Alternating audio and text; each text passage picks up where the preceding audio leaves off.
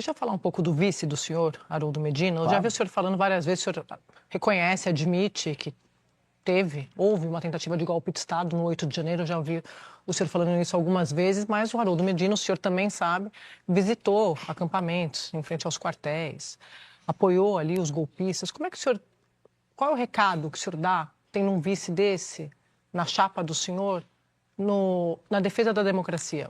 É o melhor recado possível, porque ele Qual se é? arrependeu. É um homem que se arrependeu, que o 8 de janeiro, inclusive, ele... Ele acha que foi um golpe de Estado ele hoje? condenou, ele acha que é um golpe de Estado. Ele se arrependeu de ter ido nos quartéis? Ele foi no quartel antes de ter sido o atentado, o dia 8. Ele foi antes. Ele era um bolsonarista. Ele foi uma pessoa que era bolsonarista, entendeu que estava errado, fez seu meia-culpa, e o que eu acho que é belo nessa história toda é abrir a porta para uma geração... Mas quando que ele entendeu? O senhor pode detalhar A virada pra gente? do 8 de janeiro ele já condenou. Tem vídeo dele condenando o 8 de janeiro. Agora, a virada dele, que foi a transformação de um homem que acreditava, em grande parte, na ideia de que o Bolsonaro foi vítima de uma armação do TSE, para alguém que falou, olha, o caminho não é esse, é uma porta aberta para outras pessoas da geração dele, especialmente pessoas 60 a mais, que acreditavam naqueles sites de notícias esquisitas, canais de YouTube que defendiam que a urna tinha sido fraudada. Ele é a porta de saída para essas pessoas. E eu acho importante, porque tem pessoas que foram levadas a crer, que volto a colocar aqui, que a urna não funcionou durante as eleições, que você teve interferência chinesa, todas aquelas... Teorias da conspiração. E o Haroldo, ele foi uma pessoa que fez a transição de alguém que estava nesse torpor para alguém que viu, eu estava errado. E esse reconhecimento, ele arrasta. É importante, porque essas pessoas existem na nossa democracia. Uma pessoa que votou, que acreditou nisso, não é um criminoso. Então, sim, é importante que ele exista, é importante que ele esteja na minha chapa. Inclusive porque existe a gente citou o elemento feminino, agora o principal elemento e o principal desafio meu para crescimento é o elemento geracional. As pessoas, eu tenho que chegar nas gerações mais velhas. E a porta de saída deles é justamente um elemento como o Haroldo. Candidato, a gente vai dar uma olhada em mais um vídeo e em seguida a gente segue a nossa conversa. Estou no estrito cumprimento do meu dever como presidente da República e para passar o estado de defesa eu preciso do Congresso. Eu pedi, o Congresso aprovou dia 5 de janeiro de 2027. Se vier uma decisão do STF, não é que eu só não vou cumprir. Eu não vou cumprir. Eu vou apenas com as forças policiais, se precisar de auxílio das Forças Armadas, vou fazer o meu estrito cumprimento do meu dever constitucional. E aí eu pergunto, candidato, é o senhor quem vai decidir o que é ilegal ou não ilegal a partir do Supremo? Como é que o senhor avalia hoje essa declaração? O senhor mantém? Mantenho, e isso está certíssimo. O senhor é que diz o que é ilegal ou não? Não, a Constituição diz. Se eu cumprir o devido processo legal, numa medida ela passou no Congresso Nacional, eu cumpri todos os ritos, não pode vir uma decisão monocrática parar o estrito cumprimento da lei. Até porque eu estaria prevaricando. O presidente da República tem que cuidar do território nacional. O presidente da República e as Forças Armadas. Eu reconheço que existe uma guerra. A gente não está... Eu não acho que existe um estado de normalidade de coisas. No Brasil não está vivendo uma normalidade. Se eu sair andando aqui no Rio de Janeiro, no meio da rua, e eu andar 2, 3 quilômetros, já vou cruzar com uma favela, eu vou cruzar com uma área que eu não posso andar. Vou cruzar com uma área que se uma pessoa pedir um Uber, ela vai tomar porrada. Vou passar numa área controlada pelo crime. Eu não reconheço que é essa normalidade. Eu espero que o STF também entenda. E para até aprofundar essa discussão, meu partido entrou com uma ação no STF tratando disso, para reconhecer o estado inconstitucional de coisas no território brasileiro, nos territórios em que estão tomados pelo crime organizado. A ação, inclusive, está nas mãos do Flávio Dino. Mas a pergunta que eu fiz foi, é o senhor quem vai... Se o Supremo Tribunal Federal toma uma decisão que contraria os seus interesses, uma vez eleito, o senhor vai decidir que não vai cumprir? Se o Supremo Tribunal Federal tomar uma decisão ilegal não se cumpre. Ponto. Mas ele é o guardião da Ele Constituição, não é guardião, ele está é o rompendo senhor a que Constituição. decide o que é legal? Não, ele está rompendo a Constituição. E existem precedentes. É o senhor que decide isso, então, não sou o senhor, é a própria Constituição. Então vou te dizer que é o Alexandre de Moraes que vai decidir isso, que é o exemplo que eu dei ali. Ou é um ministro que vai monocraticamente, sem passar pelo processo legislativo, definir se algo que teve o processo legislativo é válido ou não. Não é errado isso. E é por isso que a gente está vivendo um estado completamente confuso de coisas, em que o STF se torna última instância para um processo legislativo, em que o legislativo cuida do orçamento. A gente está vivendo num país doente. Mas o senhor vai entrar no Supremo? O senhor está criticando agora? Dizendo... Sim, porque eu sou um democrata, Sadia. Mas o Supremo é o guardião dessa Constituição. O que garante... Depende. E se ele não cumprir a Constituição? O que garante que qualquer governante possa rotular o que é ilegal ou não? Não é rotular, existe o texto da lei. Então, Vamos Constituição. repetir. O senhor está concordando? Eu cumpri, Eu citei o exemplo dado ali. Entra, olha, decreto o estado de defesa para resolver aquela situação. Igual o Michel Temer faz. Faça a mesma coisa, GLO. GLO do Temer aqui no Rio. Passa pelo processo legislativo completo. Aí vem uma DPE, alguém entra lá no STF, a rede de sustentabilidade entra. Ai, não pode por não sei o quê. Aí vem uma decisão monocrática. Eu não vou cumprir uma decisão monocrática.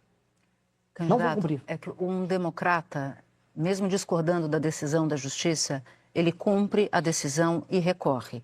Não cumprir uma decisão da justiça é papel de um democrata ou é um ato de um democrata? Não, porque não é um ato. Estou confusa aqui. Não, porque não é um ato democrático você passar por cima do devido processo.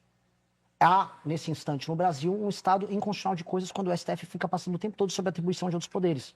E cabe ao presidente da República também não aceitar isso. E eu vou falar, teve precedente. Houve uma decisão tomada em 2016 por parte do STF, decisão monocrática contra o Renan Calheiros, que a época que ele seria afastado, o Renan Calheiros não cumpriu a decisão e o STF reviu.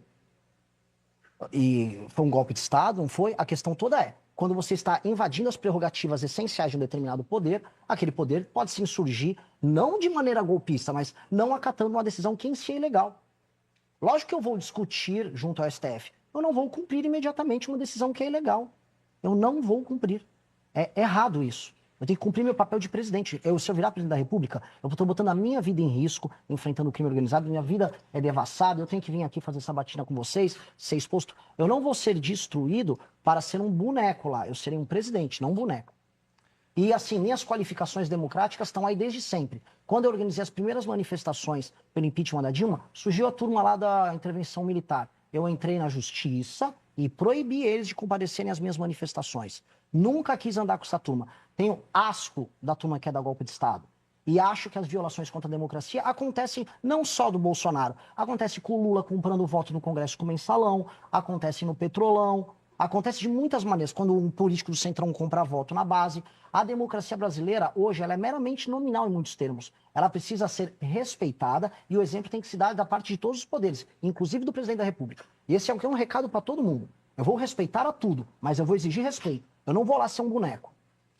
Vamos falar do Código Unificado de Imprensa, que está no plano de governo do senhor. O senhor propõe esse código para, aspas, disciplinar o setor. O que isso difere daquela tentativa no primeiro governo Lula de controlar a imprensa? O senhor pode detalhar para a gente? Eu posso detalhar, inclusive, em termos históricos nossos. A primeira manifestação nossa aconteceu quando atacaram a revista Veja. Nós sempre fomos a favor da imprensa livre e sempre seremos muito a favor da imprensa livre. O que a gente está tratando aqui, eu até tratei ontem na entrevista... O que o PT tentou fazer no governo Lula só para e não somos nem um pouco favoráveis a nada daquilo que eles fizeram. Aqui é um ataque direto à imprensa. E como isso difere do que o PT tentou fazer? Vou dar um exemplo que está acontecendo agora que não tem nada a ver com o que o PT fez. Nesse instante, e eu estou falando muito de uso de emendas, infiltração do Centrão, quebra da institucionalidade. Hoje, páginas de fofoca espalhadas pelo Brasil que se passam por veículos de imprensa, e esse é o exemplo mais grave, que muitas vezes tem audiência maior do que a da própria Globo News. Essas páginas de fofoca recebem dinheiro público e estão recebendo dinheiro que vão desde emenda até contratos que estão na rubrica de publicidade, contratados por agência, se passando por veículos de imprensa, estão criando não apenas notícias falsas, mas influenciando o debate público ao redor do Brasil e ninguém sabe. Alguém sabe que aquilo não é um veículo de imprensa? Alguém sabe que, sei lá, o Bacabal News, uma página de fofoca local, que é apenas um cara fazendo fofoca, recebe eventualmente 20 mil reais por mês de um prefeito? E que aquilo não tem transparência? Aconteceu isso com a famosa agência Mind, agora durante o governo Lula. Esse tipo de coisa, imprensa é imprensa. A imprensa tem checagem, imprensa tem redação. Um site que se passa por imprensa, não. E receber dinheiro público na casa dos muitos milhões, como está acontecendo no Brasil... Mas esse código não pode ser usado contra o jornalismo sério? Não, porque nunca houve em todo o nosso histórico como movimento político e com o nosso partido, nenhum tipo de objeção com relação a isso. Mas aí vamos supor que o senhor não faça o controle nem censura da imprensa uma vez eleito. Em algum momento o senhor vai sair da presidência da República se o senhor for eleito. Quando o senhor faz uma lei e cria um código de imprensa, o senhor basicamente está dando uma licença para qualquer governante, inclusive o senhor próprio, mudar de ideia e resolver censurar. Porque, no fim das contas, quem está dizendo se o jornalista é sério ou não é o presidente da República. Não é sobre isso. Não porque não é um decreto do presidente da República, não porque é uma discussão que tem que ter no parlamento. E eu acho que boa parte do jornalismo é favorável a isso. Na verdade, isso aqui me veio como uma reclamação de jornalistas ao redor do Brasil. Quando você roda o interior do Brasil, o jornalista sério, ele tá quebrando e a página de fofoca comprada pelo prefeito tá bombando.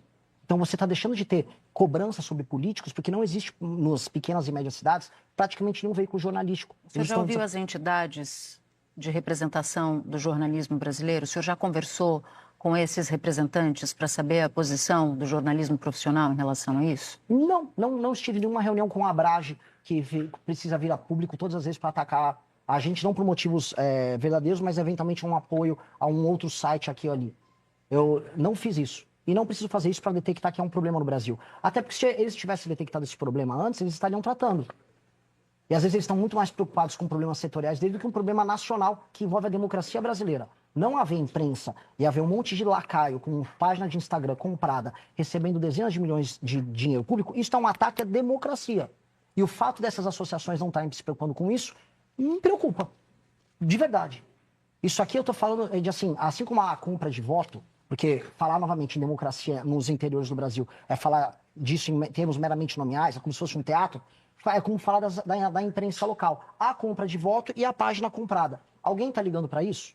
Alguém fez um manifesto sobre isso? Eu gostaria de ter visto, porque eu apoiaria ser o primeiro a subscrever. Agora, ninguém está tratando desse problema que é gigantesco. Gigantesco. Um dos maiores problemas da democracia brasileira. Páginas de fofoca comprado por político com dinheiro público, com dinheiro de emenda, virou regra no Brasil. E não é que é 1000 páginas, são dezenas de milhares de páginas. Cada cidade que você vai tem umas 20, 30. Ninguém está... Se essas associações se preocuparem com isso, me chamam agora, se reúnem comigo, subscrevam. Agora, eu lamento que nunca estão a fim de tratar desses problemas. São problemas essenciais que a gente está tratando. É porque não significa que isso que o senhor está dizendo não seja um problema. O ponto é o controle da imprensa. O nosso ponto era isso. Se você tem vontade de montar um canal de cortes para ajudar a divulgar as ideias do MBL e da missão, eu tenho um treinamento 100% focado mostrando como você pode sair do zero sem saber nada de edição, thumbnail, até você monetizar um canal de cortes e além de estar ajudando no projeto, também ser remunerado por isso. No mês de maio, por exemplo, o canal Inevitável Cortes faturou mais de 30 mil reais apenas de AdSense. O Felino Missionário e o Missão Avança, ambos fizeram mais de 1 milhão de visualizações e faturaram acima dos 14 mil reais. E se isso te interessou de alguma maneira, é só clicar no primeiro link da descrição desse vídeo ou então ler o QR Code que está aparecendo aqui no meio da sua tela agora, onde eu vou te explicar de maneira mais detalhada como você pode começar o seu próprio canal de cortes. Se você gostou do vídeo, não se esqueça de deixar o like e se inscrever no canal.